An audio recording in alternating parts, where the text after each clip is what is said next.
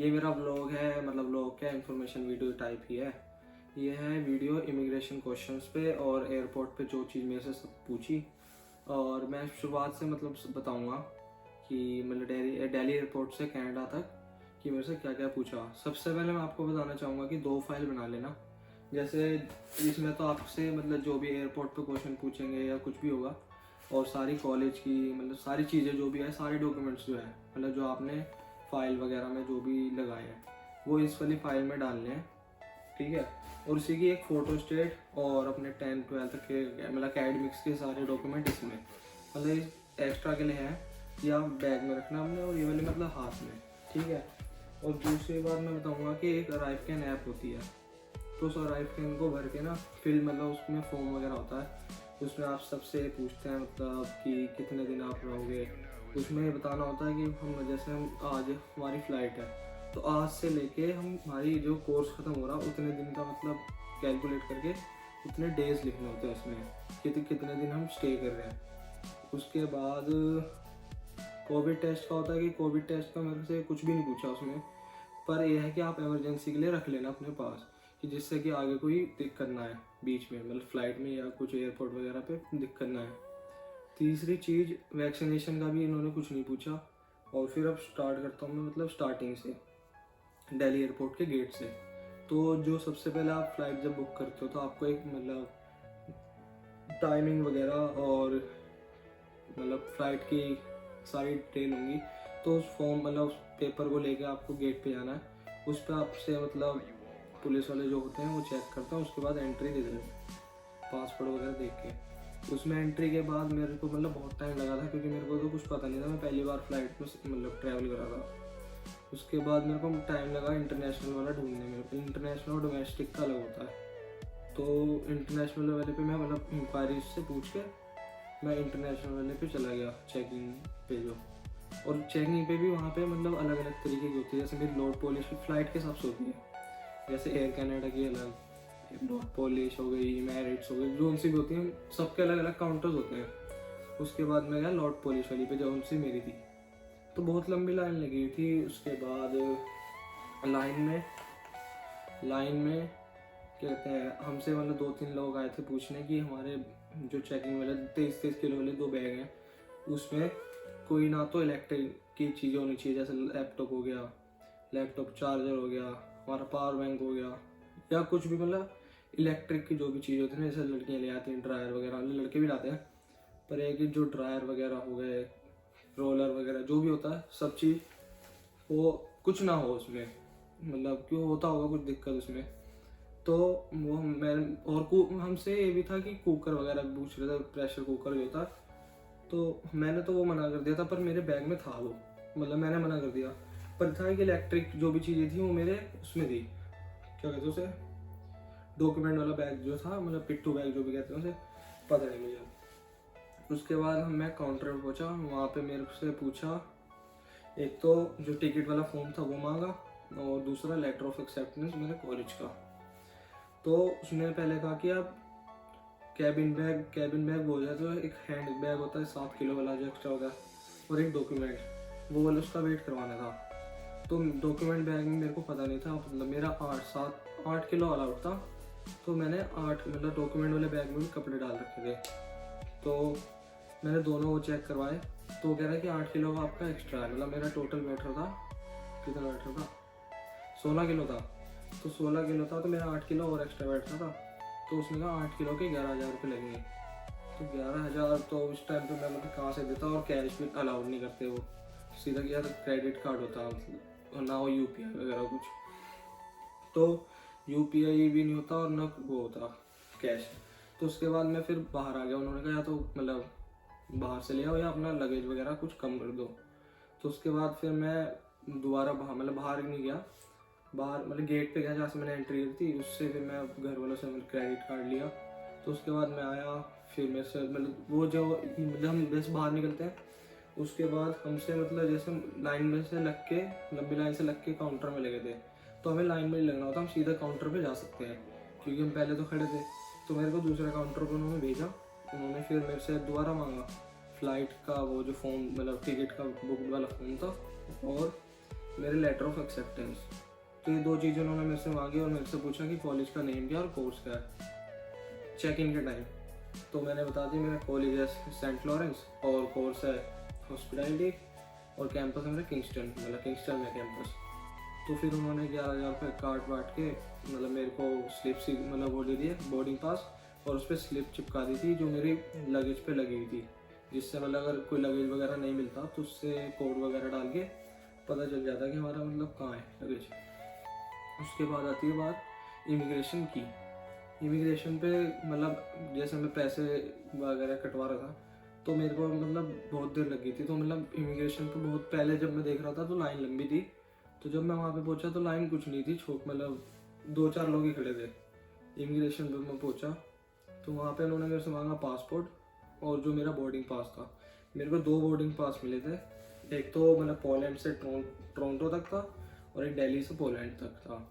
तो उन्होंने दिल्ली से पोलैंड वाले पे स्टैंप लगाई और उसके बाद बस उन्होंने मेरा फेस मतलब मास्क पहन रखा था, मैंने मास्क उतार के उन्हें अपनी शक्ल दिखाई मतलब फेस दिखाया। उन्होंने पासपोर्ट से मैच करते हैं जो, ठीक है। उसके बाद सिक्योरिटी चेकअप पे आया। तो 1 मिनट।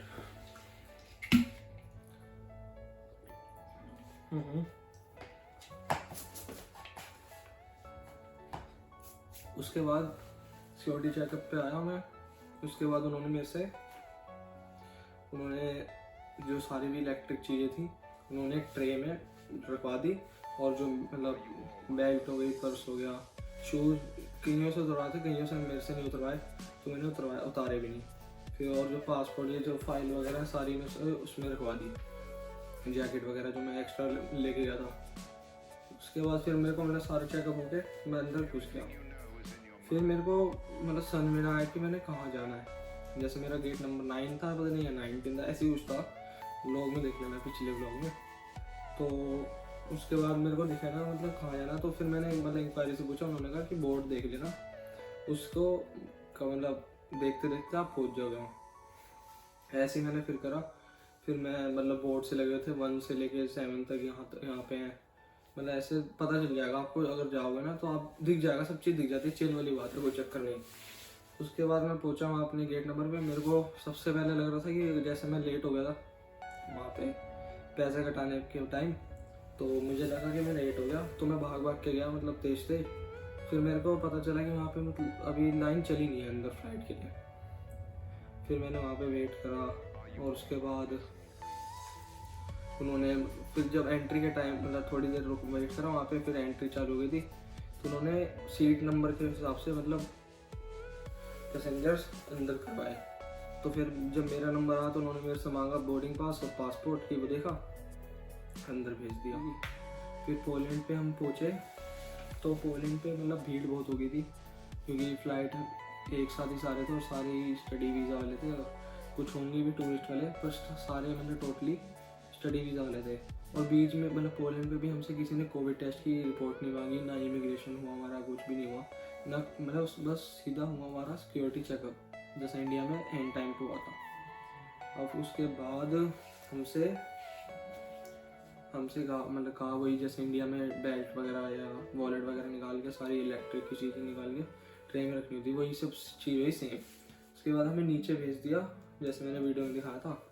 तो उसमें मैंने मतलब ये चीज़ किसी से पूछी नहीं थी, ये मैंने चीज़ अपने अभी खुद देखी, मतलब वहाँ लिखी होती है, सब पता चल जाता है। तो जो ऑरेंज वाला बोर्ड, 2 बोर्ड थे, ऑरेंज और ब्लू। 2 ऑरेंज वाला होता वो इंटरनेशनल होता और ब्लू वाला डोमेस्टिक का, जैसे मैं पिछली वीडियो में बताया था।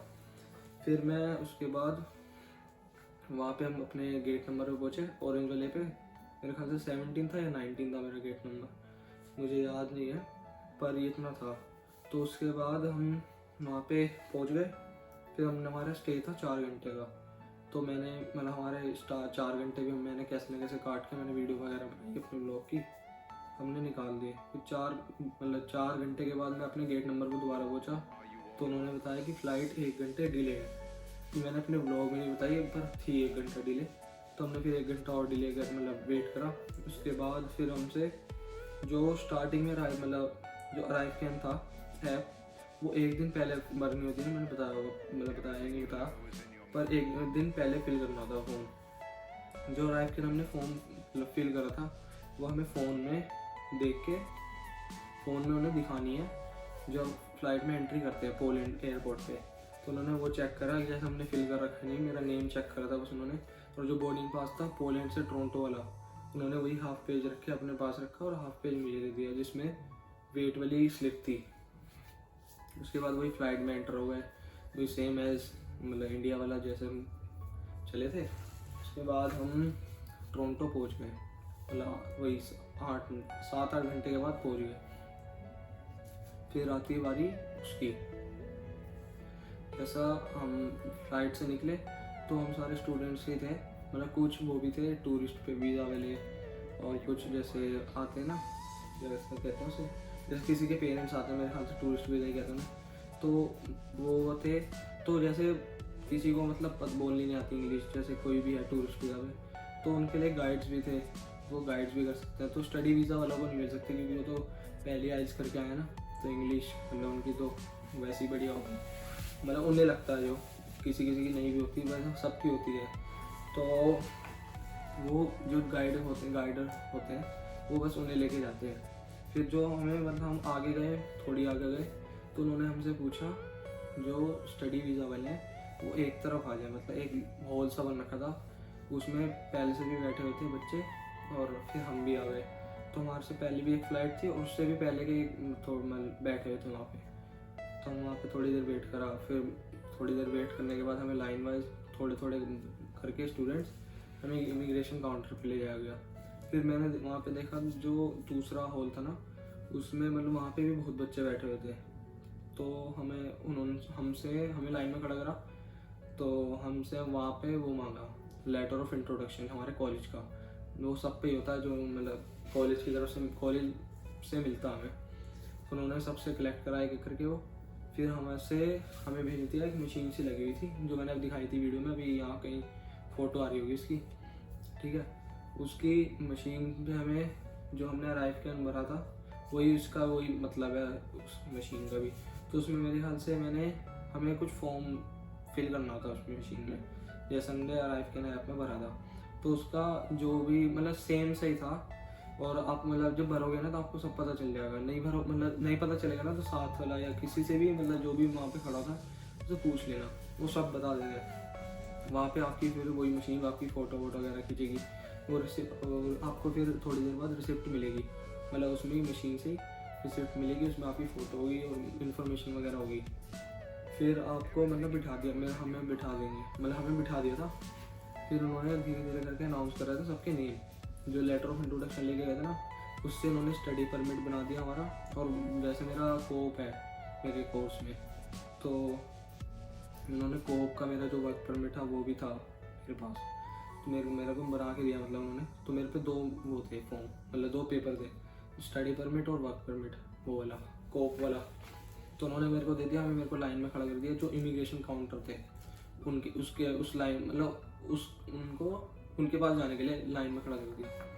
वो वाली लाइन अलग थी जो वेट करते स्टडी परमिट वाले, ठीक है। उसके बाद 3 काउंटर बन रखे थे, एक एक करके वो सबको भेज रहे थे। तो मेरी जब बारी आई, उन्होंने मेरे से बस ये पूछा, मेरे से पहले जो स्टडी परमिट उन्होंने दिया था वो लिया, और लेटर ऑफ एक्सेप्टेंस लिया मेरे कॉलेज का, और जो GIC की वो होती है फी रिसिप्ट वो ली, ठीक है। GIC नहीं लिया था उन्होंने, जो मेरा कॉलेज का वो था ना फी रिसिप्ट, बस वो मांगी। 3 चीज़ें मांगी, फी रिसिप्ट, लेटर ऑफ एक्सेप्टेंस और जो स्टडी परमिट मेरे को दिया था वो। फिर उन्होंने मेरे से पूछा जो हमारे जो GIC वाले पे मतलब वो होते हैं पैसे, तो उन्होंने वो पूछा था मेरे से कि तुम्हारे पास वो वाले पैसे कैश में तो नहीं है। मैंने सिर्फ उन्हें मना कर दिया। फिर उन्होंने जो रिसिप्ट दी थी ना वो भी देनी होती है, उन्होंने उस पर स्टैंप लगा के मेरे को बाहर भेज दिया। फिर मेरी आई बारी उसकी लगेज की। लगेज से पहले मतलब जो हम इमिग्रेशन के बाद मैं नीचे पहुँचे, नीचे हमसे सिक्योरिटी वाले ने वो रिसिप्ट मांगी, हमने उन्हें दिखाया और उन्होंने हमें आगे भेज दिया। फिर मैं लगेज की तरफ पहुँचा, लगेज मैंने कलेक्ट करा।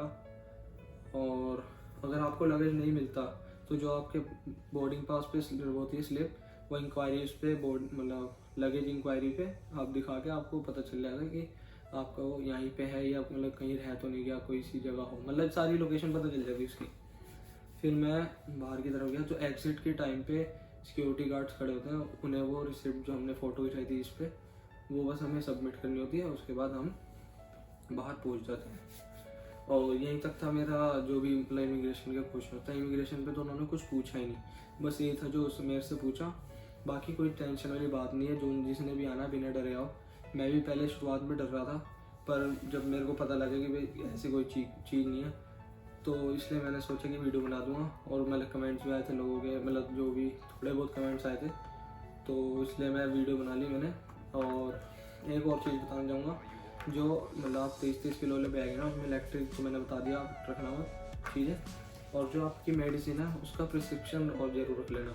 और मेडिसिन को ब्लैक पॉलीथीन में 3-4 पन्नी में लपेट के उसमें मतलब अपने कपड़ों में दबा के रख लेना, कोई चक्कर नहीं होगा। अगर पकड़ी भी जाती है तो आपके पास प्रिस्क्रिप्शन होगा, आप दिखा सकते हो। बस यहीं तक थी ये वीडियो इन्फॉर्मेशन वाली, और आगे भी वीडियो आती रहेंगी, आपने बस सपोर्ट करना सबने। और पिछली वीडियो पे 3000 व्यूज़ होने वाले हैं, और बस यहीं तक थी ये वीडियो, दोबारा बोल दिया मैंने। ठीक है, चैनल को कर देना सब्सक्राइब, वीडियो कर देना लाइक शेयर कमेंट। और अगर इससे आपकी कोई हेल्प हो रही हो तो कमेंट में मेरे को ज़रूर बताना, कमेंट ज़रूर कर दिया करो यार। और जो भी कोई गलती हो उसको भी मतलब लिख दिया करो कमेंट में, मैं उससे आगे इम्प्रूव करूँगा। बाकी मिलते हैं अगले व्लॉग में। अब वैसे व्लॉग आया करेंगे, मतलब इन्फॉर्मेशन वाले नहीं, जैसे मतलब चीज़ मैं एक्सप्लोर करूँगा, जो भी सारी चीज़ें दिखाऊँगा आपको एक एक करके। ठीक है गाइस, बाय।